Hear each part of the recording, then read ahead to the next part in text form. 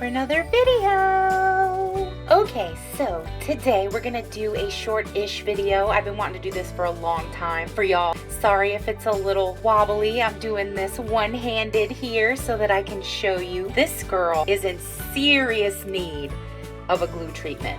Her hair is so gluey and so sticky, and it's in this weird kind of updo thing, all this stuff. So what I'm gonna do is pause here, take all this gook out of her hair and take her out of this funny little outfit, and then show you my process for de-gluing the hair. All right, so I've gotten her hair all out of those ties. They were all kind of a mess. Look at her hair, it's so crazy now.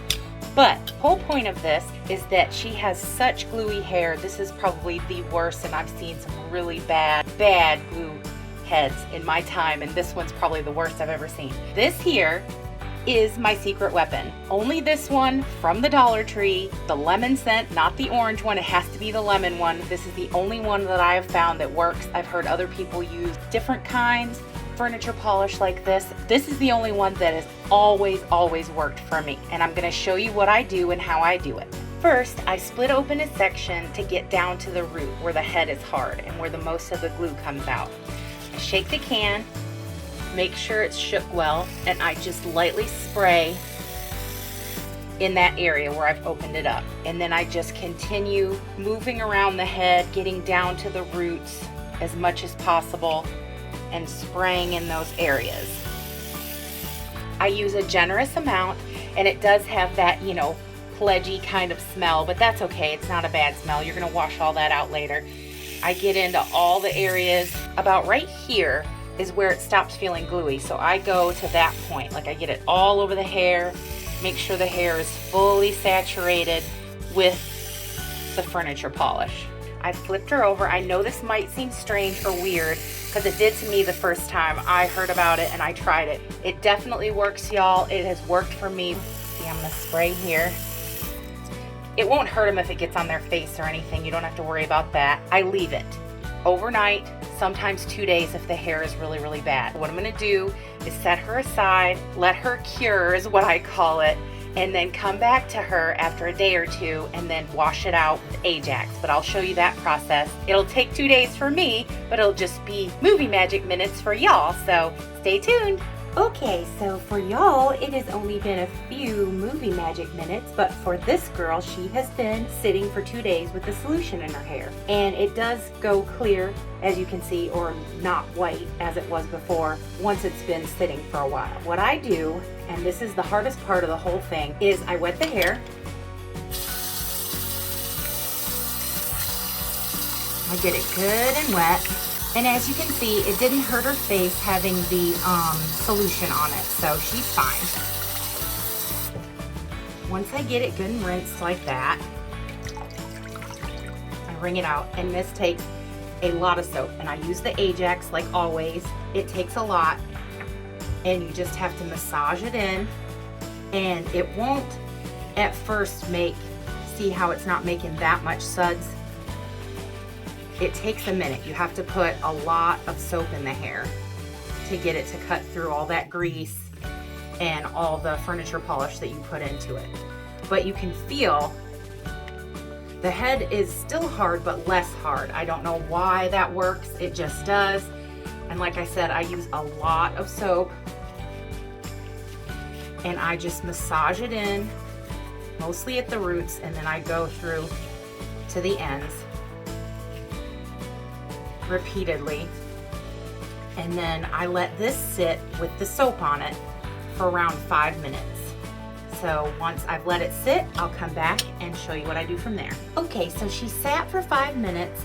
Now what I'm gonna do is rinse her.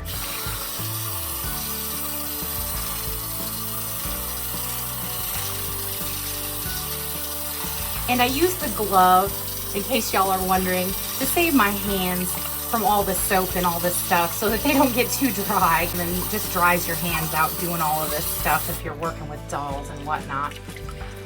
So I wring it out, and I know this might seem repetitive, but I do this one more time, washing out the hair. See how now it's way more sudsy? That's how you know you did it right, because now all of that product from the furniture polish and the gook, the glue, the whatever. See this? Like, this is just one little squirt, and see how fluffy it is and how much suds it's making. That's how you know it worked. That's how I always know that I've gotten it good. That's why I let it set for the 5 minutes, because the extra grease guard in here, plus it takes the bacteria away, as it says there. So I love this. It smells good. It smells nice and citrusy, and it takes a lot of that like furniture polish smell out of the hair from letting it set for 2 days. So it works really good. So now this time I don't let it set for the 5 minutes. I just give it a good, as you can see, I go through and I try and get like all the way down in and then all the way to the end, and then I just rinse it.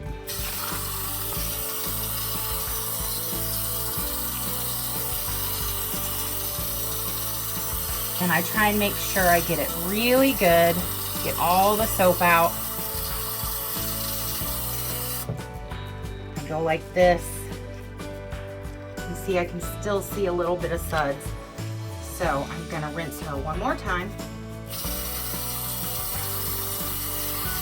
because you wanna make sure you get all the soap out. So she's rinsed real good.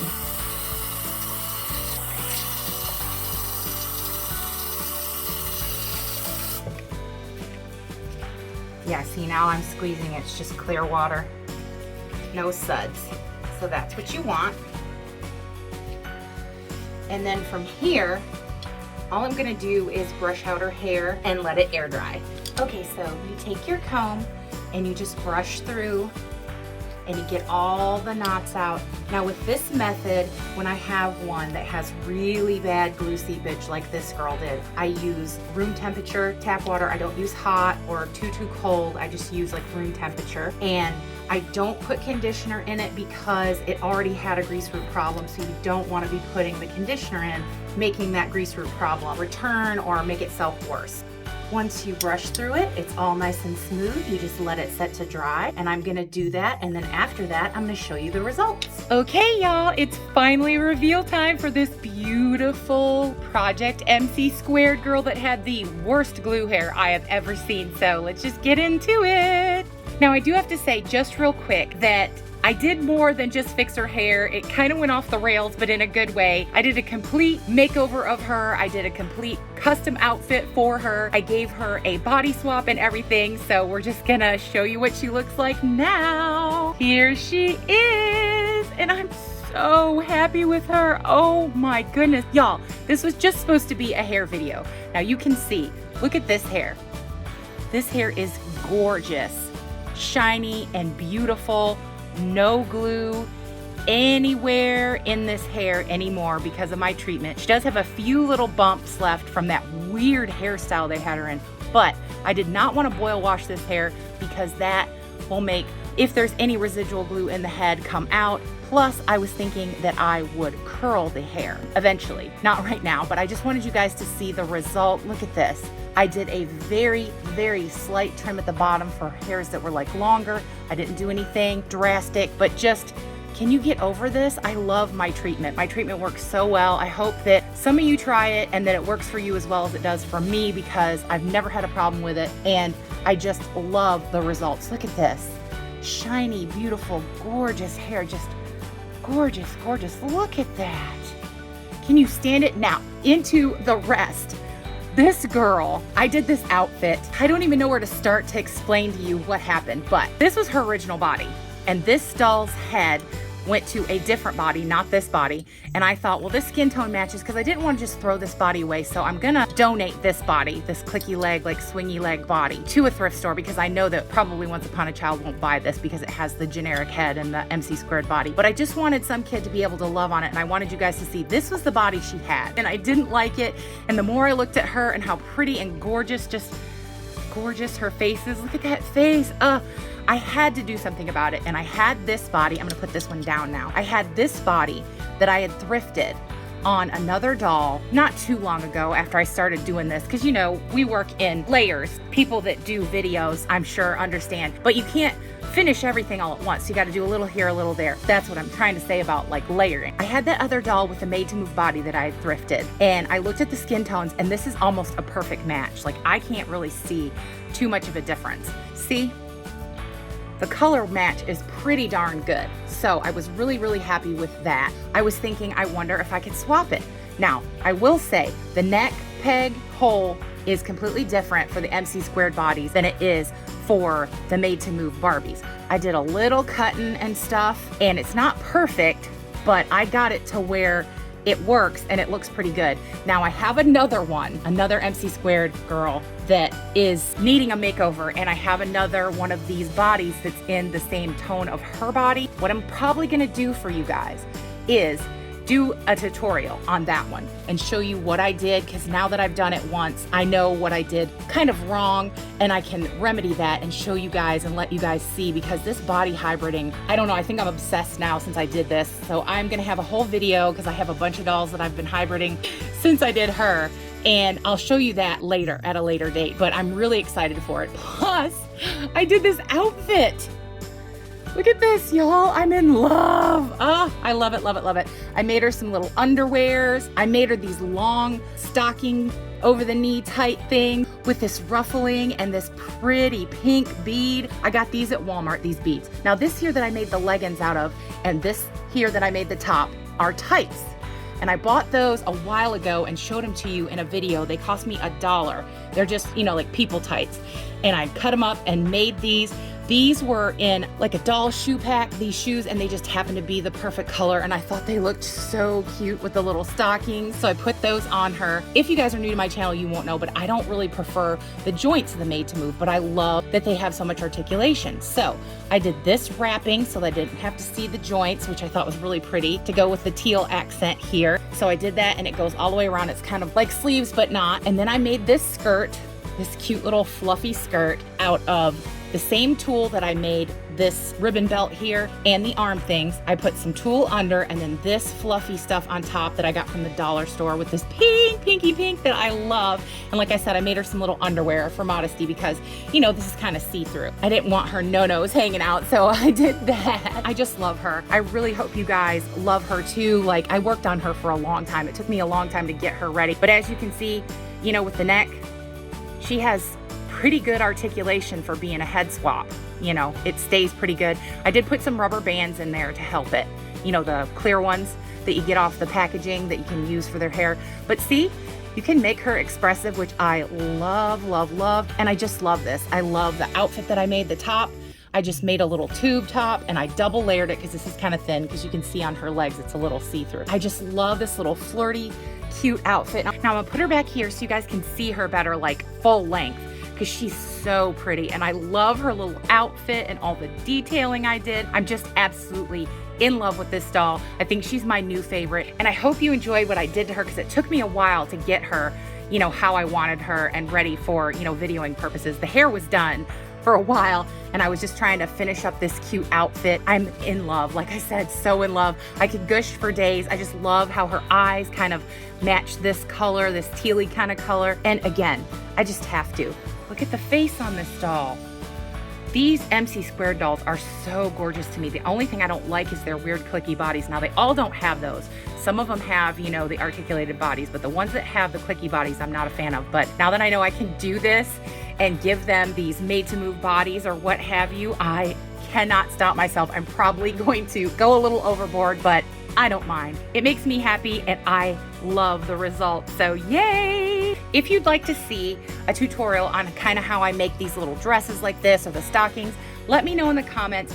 I'm always interested to know what you guys would like to see. I try and do things here that I'm interested in, that I love, because it seems that we all have like a lot of the same loves and likes. So I like to share that stuff with you, especially y'all that are new to sewing. I like to do tutorials that are simple for you guys, or things like, I didn't sew this. This is just a piece of the tulle. I didn't sew this belt. I did sew the little skirt. I did sew the stockings, and I did sew the top, but very minimally.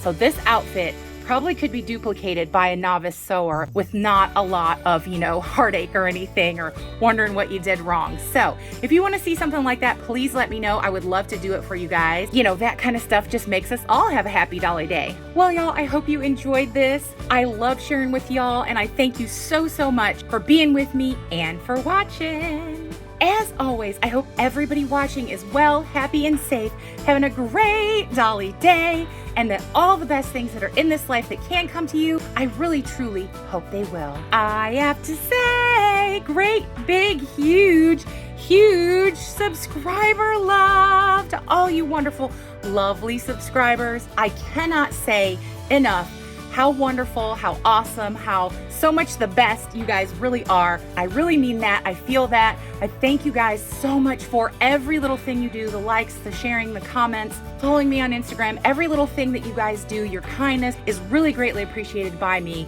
and makes my heart warm and fuzzy with Dolly loveliness. If you haven't subscribed yet, I don't know what you're waiting for. We do everything here, at least I try to make you have a safe Dolly space, a happy Dolly time, and a good Dolly Day when you're here with me. And our Great Big Dolly Barbie YouTube family is the most awesome. We're reaching everybody out there that loves dolls, and I love that. I can't thank you enough for coming along this journey, joining our Great Big Dolly Barbie YouTube family we've built, making it the most awesome and the most kind and the most fun.